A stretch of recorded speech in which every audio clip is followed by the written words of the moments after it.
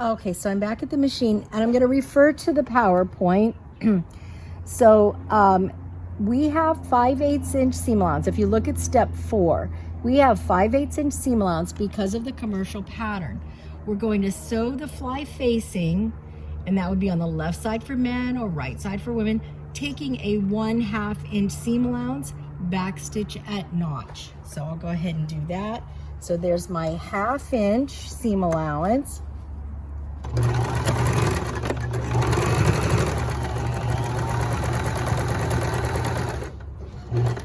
Stitching down to the notch, and sometimes it's a good idea just to put a pin there so you see.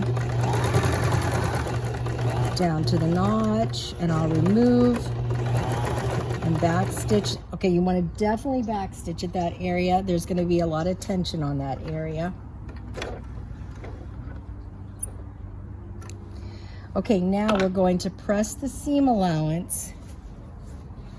We want to press the facing out and press the seam allowance towards the fly facing.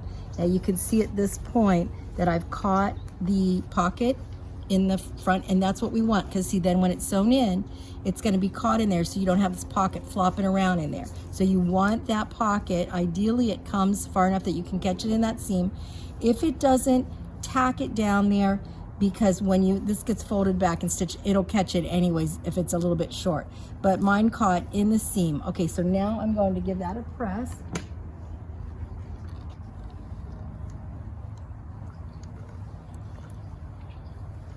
So pressing the seam allowance towards the facing.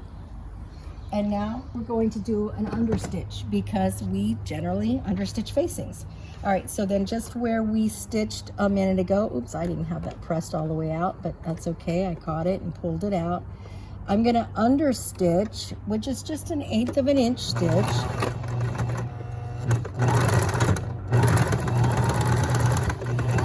So I'm understitching on the facing, and I'm going to stitch down to that notch again, and that's as far as I need to go to understitch the facing.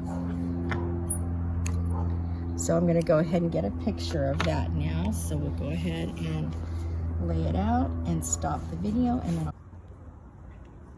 okay, so now I'm going to step 5. And step 5 says place fronts of trouser right sides together, keeping the facing out.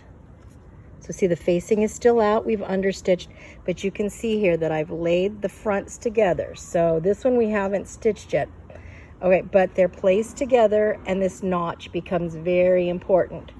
So I'm going to sew, make sure you can see your notch, because I'm going to drop the needle right at 5/8 inch seam allowance, right at the notch, and I'm going to sew to 1 inch from the inseam. We need to leave this open so later on we can get in and close the inseam seam allowance. Okay, and I'm going to hand this to my husband and go ahead and do that. All right, so dropping the needle right at the notch, and did I almost came unthreaded? Right at the notch and right at 5/8 inch seam allowance. Now you're a little bit blind there, so that's why I marked it, so I knew I was right at 5/8 inch, because now I'll be coming out here in a minute and I'll be able to see my 5/8 inch marking right here. I should put some tape on there for y'all to see, so I will do that. And I'm stitching down there too, a little bit, about 1 inch from my inseam. All right, and that is the seam, the first seam that's going to put our trouser center front together. So I'm just edge stitching that shield together now.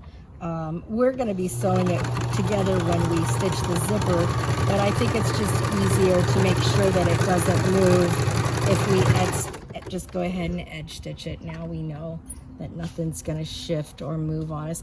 And now what we're going to do is prepare the fly shield assembly. You'll need your zipper and your zipper foot at this point. All right, so we're going to look, this is, I'll have some new pictures that you can see better, but it's step 6. It's prepare fly shield zipper assembly by placing the zipper face up Okay, so you can go ahead and go down here. So now we're going to, this is where that notch, see, that's the only thing. We have, because we turn under 1/4 of an inch, and so this, we can't see the notch anymore. All right, so I just have to remark it. There's my 1/4 of an inch seam allowance, so there's my notch right there. So I'm just remarking the notch because that is very important, because now I'm gonna sew the zipper face up onto, this is called the zipper shield assembly. You line the edge of the zipper up with the right edge of the shield. Now this is for the men's, for the women's. For the men's, you'll do it the opposite, like so. So you'll flip it and it'll be, so, but for the women's, you've got the sewn edge to the right, the fold edge to the left. You place the zipper right along the edge here. Now, this is a short rise in this particular palazzo pant. Not a short rise, but because we have a wide waistband, it's a smaller zipper. Don't worry about that. We're going to shorten it.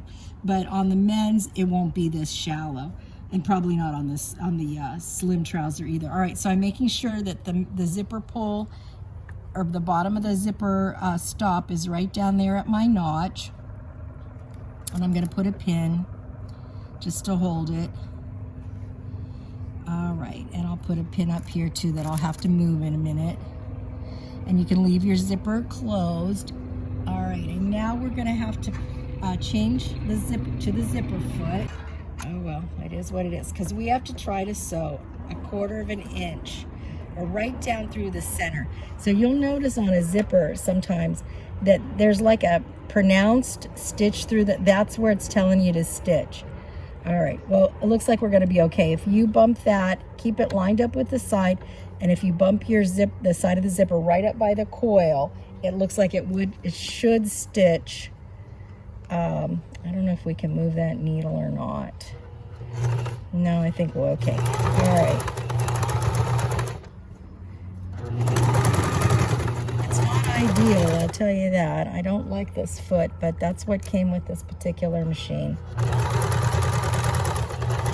And stitch all the way down to prepare the zipper shield assembly.